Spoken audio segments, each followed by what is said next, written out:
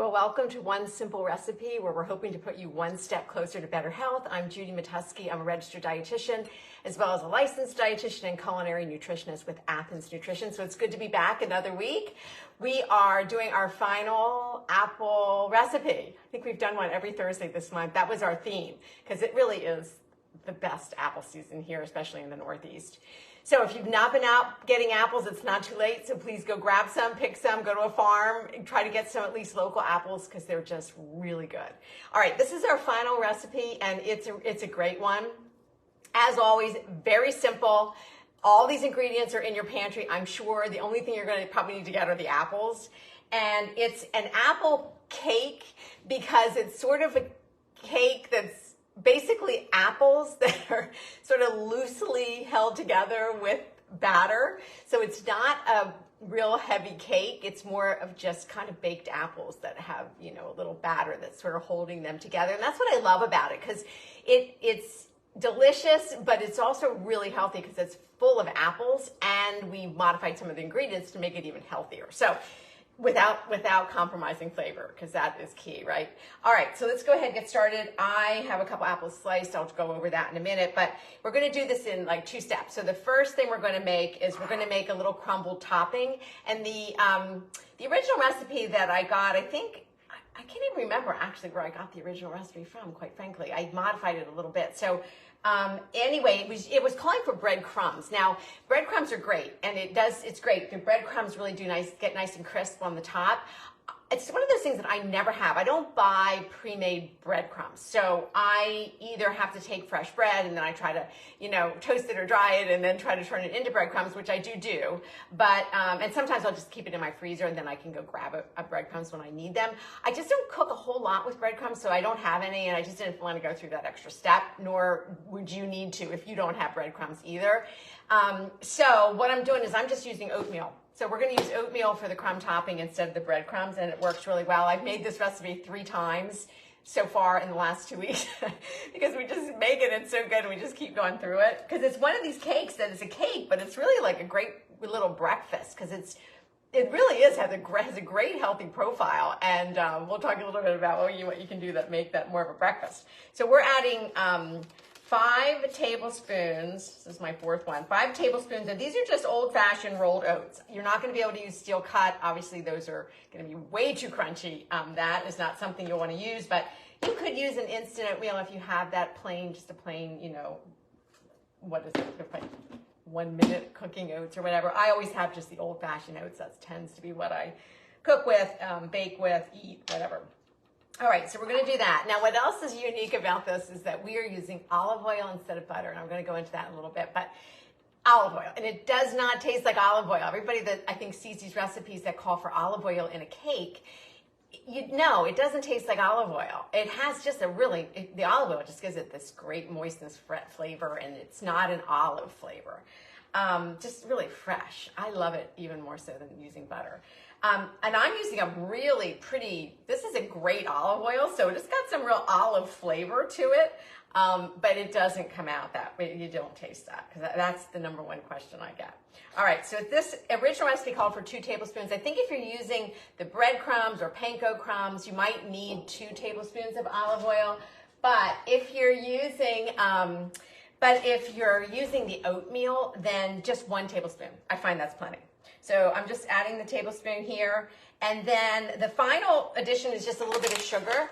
And I tend to love to use brown sugar almost in all my baking recipes. I just switch the sugar when it calls for white sugar just to brown. Not because there's any nutritional benefit, but I just like the flavor of brown sugar because of the molasses in the brown sugar. It does give it a little bit more of a sweet richness to me. Now, it does change the recipe, so you can't do that with all recipes. Here's my Sesame. She's smelling the apple cake that I'm going to show you at the end. Okay, no jumping up there. So anyway, I typically use brown sugar, but it does make things a little softer because of the molasses that's in that brown sugar, and it doesn't necessarily always helps your baked goods to become crispier. So I'm going to go ahead and use the original recipe's just white sugar instead of the brown. And I think it's only a tablespoon. Yeah, just a tablespoon of sugar. And I'm just going to use my tablespoon to mix this around. So basically, you just want to mix the sugar and the oatmeal with the olive oil, just to kind of get everything a little, like, you know, coated. So that's that. We're going to sit this aside because we're going to add this a little bit later. All right, let me put that off to the side. The next thing we're going to do is we're going to do the we're going to make just the, we're going to do the dry ingredients and then mix them with the wet.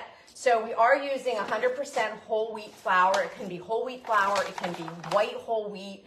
It could be whole wheat pastry flour, you know, whatever you have, but definitely whole wheat because we really kind of want that whole grain, particularly to build out this cake so that it can be a cake that you could use as a great snack or even, you know, as a breakfast. As well as a dessert, obviously. All right, so just, it's, again, this is a small batter that we're gonna make. It's not a large quantity because it's, again, like I said, this is mostly apples kind of held together with some batter. All right, so we have a half of a cup of whole wheat flour. We're gonna do 2 teaspoons of baking powder. And then, this, you don't need to add any salt to this. So 2 teaspoons of baking powder. And then we're going to use some cinnamon. And because it's not a real, we're not making a lot of batter, I think a full teaspoon seemed like a lot to me. So I'm going to just use maybe a little bit more than a half of a teaspoon of cinnamon. And because I did go ahead and buy this pre-ground nutmeg, it just makes using nutmeg so much easier than always having to use my whole nutmeg. I am going to do a little sprinkle of some nutmeg in here. You don't have to. It's just cinnamon. Cinnamon gives it just plenty of flavor. All right, those are our dry ingredients. So I'm just going to we're just going to mix those together. And I thought about trying to do this recipe. I know when you're making cakes and things, usually you do your dry ingredients separate from your wet. Then I'm like, okay, that's an extra bowl to clean. I'm always thinking about that. So I thought, can we do this cake? And then I think it does, this step is really kind of nice because it helps to get that baking powder incorporated into the flour and the cinnamon. And if you're trying to dump it into the wet, you might not be able to get it, that baking soda or baking powder dispersed among the batter evenly. So it's kind of worth it. And this is when it's dry ingredients, it's really not too much to clean up. All right, now that's it for the dry. Now we're going to go into the wet, and we're going to go back to our sugar. So we are going to use a half of a cup of sugar in the base of the batter. And again, this could be brown sugar or white sugar. I did it both ways. I was going to do brown sugar today, but I had my white sugar out for something else, so I thought, I'll just do the white sugar again. I don't know that it really made that much of a difference, except that I feel like the brown sugar just did give it a better flavor, in my opinion, just a little bit richer. But white or brown is fine. So we're adding that. Now we're going to go back to the olive oil, and we're using 1/4 of a cup of olive oil in this recipe. And we're just going to then just, kind of whisk the sugar and the olive oil together just to kind of, we're beginning to sort of dissolve the sugar a little bit, but it won't really until we add some of the other ingredients. So it's 1/4 of a cup, and you can use any olive oil that you have, extra virgin ideally, because you get the most benefit from the extra virgin olive oil nutritionally. And let's just talk a little bit about olive oil while we're whisking versus butter. So I just was talking about the same question with a client of mine, because I feel like when it comes to using different types of fat in cooking, particularly baking, the majority of the time it's going to be calling for butter. And yes, there are times when you're going to need to use butter, and it just is. You're not going to be modifying the recipe. A case in point would be like sugar cookies for the holidays. There's no way you're going to use anything other than butter, and that's fine. Those kinds of things I'm not talking about. I'm just talking about when you're trying to cook in a lighter, healthier, particularly heart healthier way regularly, and you want to enjoy some desserts, and you want to maybe make some things that would be great as a different kind of breakfast or a treat. That's when we want to make the modifications to the fat. And in this circumstance, instead of using butter in a recipe like this, we're using olive oil. And the big difference isn't so much in the amount of fat that we're changing, it's in the type of fat, right? So plant oil, like an extra virgin olive oil, is mostly a monounsaturated fat. It's much heart healthier than a saturated fat that gets solid at room temperature. And if you do some comparisons, so a typical cake recipe, a lot of times will call for a cup of butter. And you think, oh, well, that's just a cup of butter. That's what we need. You know, it's like 2 sticks. Sometimes it's even just half of a cup, which can still be a little bit high. And you're not really thinking, what impact does that have on the recipe when it comes to the fat content, the type of fat? So when I'm looking at recipes, I'm trying to find recipes that really kind of cut the amount of fat, particularly like in desserts. There's no more than half of a cup. If I can get away with 1/4 of a cup of added fat, that's ideal. That's sort of ideal. That doesn't always work. Sometimes you might need a little bit more, and that's okay. But then how do you modify the fat? Sometimes you could do half butter, half oil. Sometimes you can go 100% oil. Not every recipe is going to allow for that, but some do. I find cakes like this, most breads that you're kind of like, you know, zucchini breads, applesauce breads, pumpkin breads, those you can use the liquid oil. And the reason why there's such a difference is that, to put it in a frame of reference, right? So if you're reducing your saturated fat intake, and you really need to get your cholesterol levels lower, and you know this, your cardiologist is telling us, your primary care doctor, the numbers are too high. One of the biggest impacts we can make in someone's eating pattern is to reduce the saturated fat content in their diet. If we're using butter, which is mostly saturated fat, most animal fats are, if you were to use a tablespoon of butter, just let's use that as an example, versus a tablespoon of oil, the butter comes in at 7 grams of saturated fat, the oil is a little less than 2. And that's a big difference, because if you're following a low saturated fat eating plan, like the Mediterranean diet or the DASH, we're trying to keep, you know, saturated fats probably below 12 grams for the entire day, maybe even 10, depending on your calorie needs. So when you're getting 7 in just 1 tablespoon of something, that's a lot. And if you extrapolate that out to what a full cup of butter in a recipe adds while you're taking one serving, that could be as much as 14 grams of saturated fat from the butter. And that doesn't include maybe the sour cream that the recipe called for, or the cream cheese that the recipe called for. So you're getting well over what would be a recommended daily amount just in that slice. So that's trying to put this in perspective. So when you're using oils like an extra virgin olive oil, and you're baking something and it works in the recipe, that's when we want to do it, because it can have such an impact on that level of saturated fat. So I just wanted to share that with you. That's my little PSA on saturated fat, you know, and how that compares between oils and butters. Okay, and butter. So here we are, just going to mix this around now. We're just going to finish this up. We're adding 2 eggs. And just 2 large eggs. I know I always say 2 eggs. And I realized the other day, in speaking with another client of mine, she was following one of my recipes, and sometimes I'm not as specific as I should be in a recipe, and my apologies go out to anybody who maybe is following my recipes and going, what does she actually mean by this?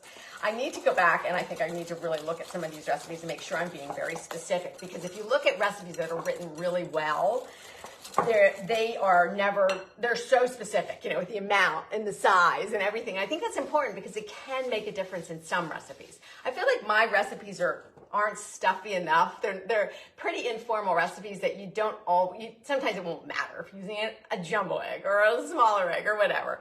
But some recipes it does make a difference, and I think it is important. But again, like I said, the way I cook, particularly in cooking versus baking is a little more precise.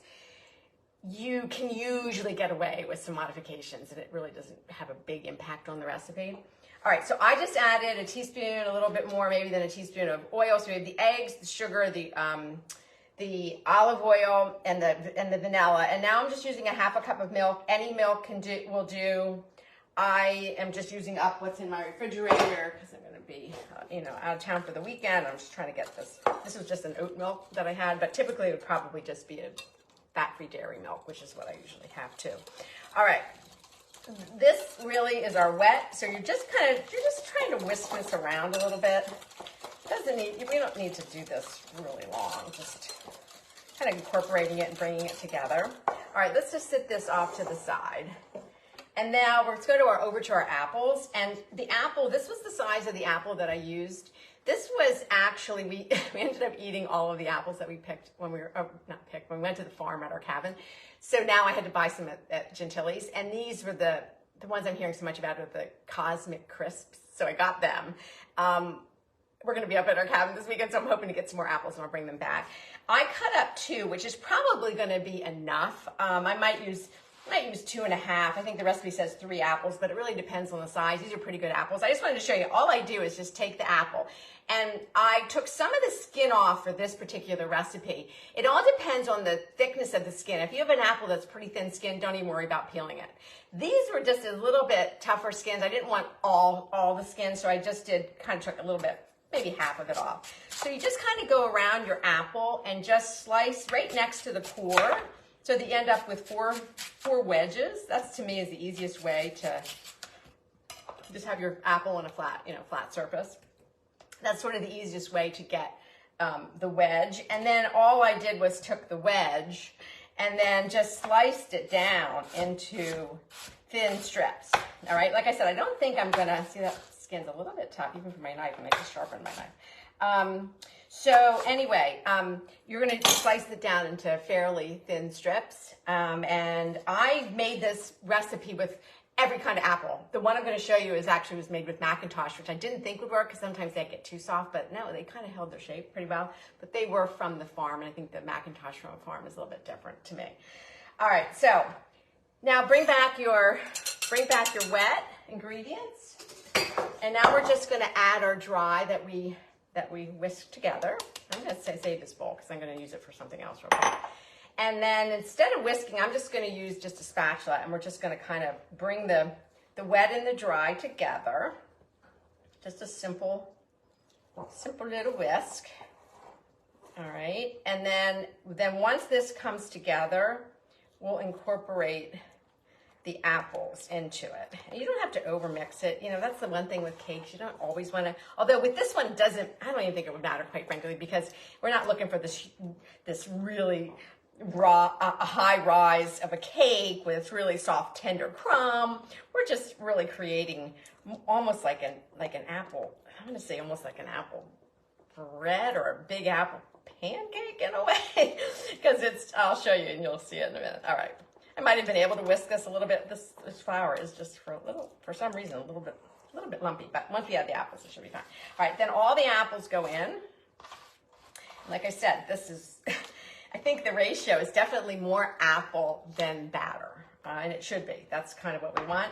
I could even add more if I wanted to. I could slice up that whole third apple, but I think this looks pretty good. All right. So we're taking this, just all we're doing now is we're just incorporating the apples right into the batter. All right. Make sure that all the apples are pretty well coated with the batter, and everything's kind of pretty spread out. All right. Now I have this really super cute Emile Henry pumpkin baking dish that was super cute. It's like a pie plate. You could use a square 9-inch square plate. I almost always bake things like this in like a 9-inch pie dish, like a ceramic dish, because I feel like that looks prettier, and you can serve it right from the dish, and it works really well for me. All right, so this goes in, and basically all you're doing now is just, scrape your bowl a little bit, and then we're going to just even this out just a tiny bit, and this is going to go into the oven.